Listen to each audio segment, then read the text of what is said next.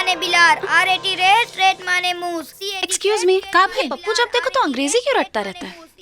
अंग्रेजी में बहुत ही कमजोर बा, 3 साल से फेल होखत बा, यही से रटत रहेला। तो अब गलत सलत पड़ेगा तो फेल तो होगा ही। C-A-T केट, केट माने बिलार, R-A-T रेट। पप्पू तुम्हें ये केट रेट ये सब पढ़ना कौन सिखाता है? Govardhan master. C-R-O crow, crow माने कौवा। P-A-R-O-T पैरोट, पैरोट माने सुग्गा। भाऊजी क्रो माने कौवा। एक्सक्यूज मी, चाची, तू क्या हो और चिल्लात क्या है बाड़ू? मैं पप्पू की चाची हूँ। आप बच्चों को गलत सलत अंग्रेजी क्यों पढ़ा रहे हैं? तोहरा से के कहलस कि हम गलत पढ़ावत बानी? अच्छा, CRO क्रो, क्रो की स्पेलिंग CROW होती है। W कहाँ गया? अरे जल्दी जल्दी में डब्लू छूट गईल तो कौन पहाड़ टूट गईल? अरे तू तो खाना बनावत होखबू तो तोरा से धनिया मिर्चा हल्दी कुछ न कुछ तो छूट जात होई। तुम्हें मजाक सूझ रहा है? तुम्हारे गलत पढ़ाने की वजह से पप्पू हर साल फेल हो जाता है। हाँ तो फेल तो होबे न करी, पप्पू तो खुद ही गधा बा। पप्पू गधा नहीं, गधे तुम हो। हेलो, ये क्या हंगामा है? और तुम कौन हो? मैं पप्पू की चाची हूँ। और आप कौन है? मैं इस स्कूल का हेडमास्टर हूँ। अच्छा, हेडमास्टर जी, देखिए आपके टीचर कितना गलत सलत पढ़ा रहे हैं बच्चों को। हाँ, गलत तो पढ़ा रहा है। 5,000 के तनख्वाह में इससे ज्यादा अच्छा कहाँ पढ़ाएगा? राधे श्याम सीताराम, जितना पैसा उतना काम। You're not making fun of such a serious matter? इन बच्चों के भविष्य के साथ खिलवाड़ कर रहे हो तुम लोग। एगो काम करा, पप्पू के तू ही पढ़ा के पास कराला। और अगर मैंने पप्पू को पास करा दिया तब? माँ कसम नौकरी छोड़ दूंगा दुर्गा माई। ठीक है, तो अपनी नौकरी छोड़ने के लिए तैयार हो जा। अरे शर्त लगाए के क्या जरूरत है? कहीं पप्पू पास हो गई तो पूरा स्कूल के नाम मिट्टी में मिल जाए ना गोवर्धन। अरे परीक्षा में अभी 13 दिन बाकी बा। हाँ। 13 दिन में देखा तानी कि का उखाड़ ले। हाँ, सही बात है। ठीक बा, ठीक। गोवर्धन बाबू, श्राद्ध कितना दिन में होला? 13 दिन में। तू तैयारी करा, 13 दिन बाद हमार भौजी पिंडा के भार तोहरे सर पे फोड़ी। हाँ बोलो बेटा। CROW क्रो, क्रो का मतलब कौवा। C-R-O क्रो, क्रो माने कौवा।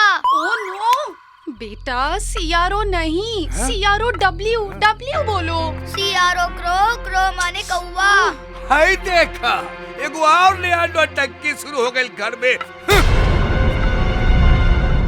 तुम वहाँ क्या देख रहे हो? तुम पढ़ाई पे ध्यान दो। बोलो CROW crow. C-R-O crow, crow माने कौवा। यहाँ अरे आओ रे। कारे बचना, सुन लिया तो और भौजाई गोवर्धन मास्टर के चैलेंज कर ले भैया। बिल्कुल सही सुनने वाला। पपुआ के पास होते ही गोवर्धन मास्टर के नौकरी गई। अच्छा, और कहीं पपुआ फेल हो गई तो का तोर भौजैया निरहुआ के छोड़ के गोवर्धन मास्टर के लगे चल जाई कार है? जवान संभाल के, भौजी का अगर कुछ कह ले तो जवान काट ले। ई देखा, बड़ा गरमाता रे। लागा था भौजैया देवरों के जवानी का रस चखा दे ले पिया। ए डब्लू यादव, ई देखा मोट को फड़फड़ाता रे। ए जेठ वाले ना, घबरो मत सारे, साल में 1 महीना जेठ का भी होला।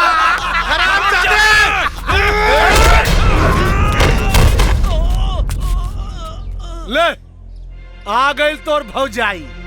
अरे सारे अगर पेटीकोट में ढुका दो, नहीं तो बहुत मार मारे।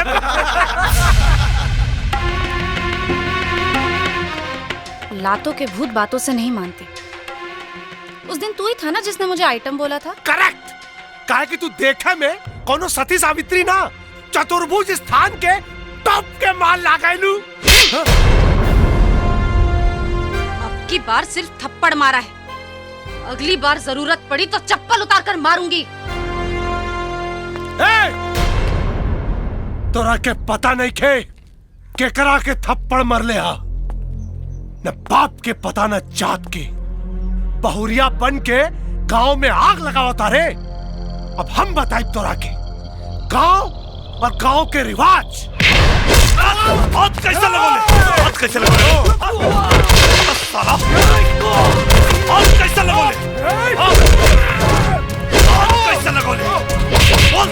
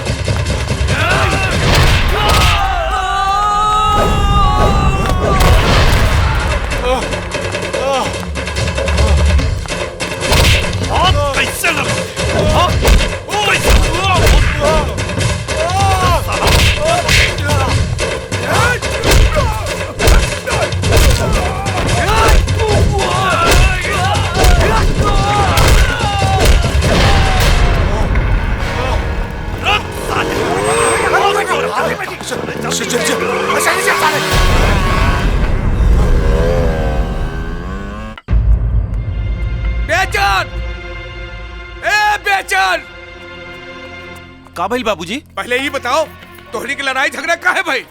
भाऊजी के भला बुरा कही तक क्यों चुप रही का? अरे तक तुहार भौजी दूध के धोयल बानी का? जब से ही घर में आइल बा रोज कोई ना कोई नया बखेरा खड़ा हो जात बा। पपुआ के पढ़ा लिखा के बलिस्टर बना दियन, बड़का मास्टराइन आइल बानी।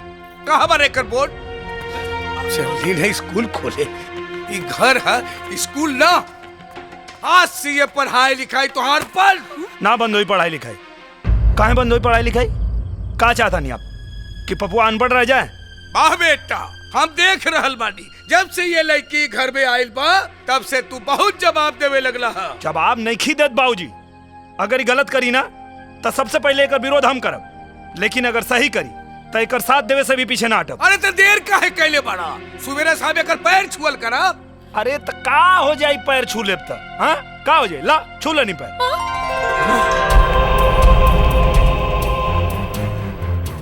हे भगवान, ये कैसन जमाना आ गइल बा? मेहर पोसुआ कही के पाक सारे।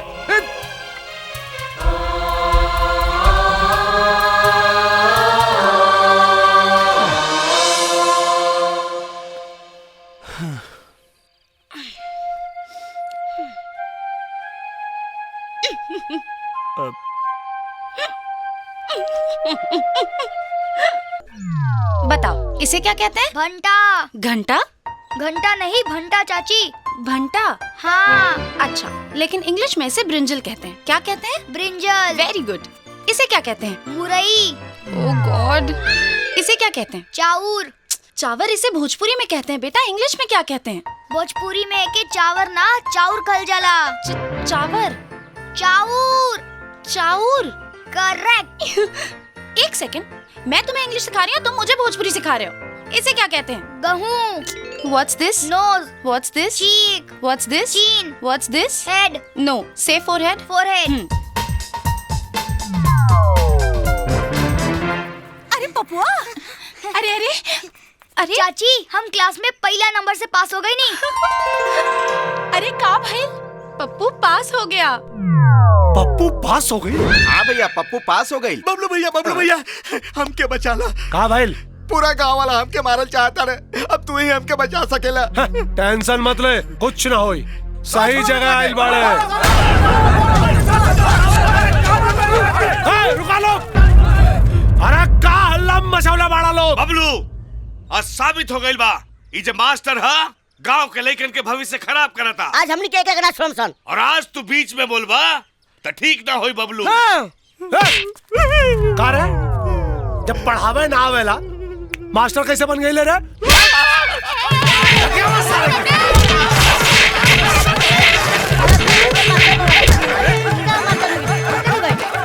अरे हमार तो नौकरी गई रे। वाह बिस्तर भैया वाह, तोहर तो बम्बे वाली पतो पूरा गांव घर के नाम ऊंचा कर देले बिया। यही से कहल बा, पढ़े लिखे नारी फैलावे उजियारी। वैसे मर भैया, तहार पतोहू साबित कर देली कि गांव के स्कूल के पढ़ाई लिखाई में रंग ढंग नहीं है। तोरे यहाँ के बहू 16 आना ना 18 आना बा। खुश कर देलू बहू, खुश कर देलू। सारा गांव में तोहरे चर्चा बा। बहू, तोहरा ब्याहे में तो हम कुछ ना दे पाऊनी, तोहरे खातिर मांग टेका लियल बनी, ले ला। अरे इसकी क्या जरूरत? अरे ले ला। हाँ, अरे उ का कहल जाला? टैलेंटवा। हाँ बहू, अब तोहरा के बाहर टैलेंटवा खातिर ना जाए के पड़ी। हम फैसला कर ले बानी कि हम सेफ्टी घर में ही बढ़वाए। अरे बाहर काहे खाना बारे रे, भीतर लेके आओ। देखत का बारे, नीचे रख। बहू, तू सहरिया बारू ना, असरे पर बैठा तो यही से हम अंग्रेजी लियाल बानी। ठीक बा ना?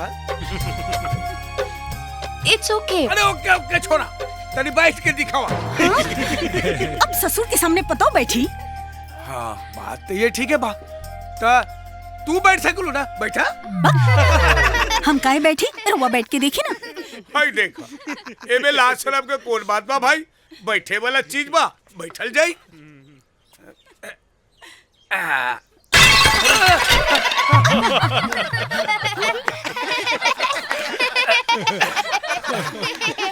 लागत है सरवा नकली माल दे ले बा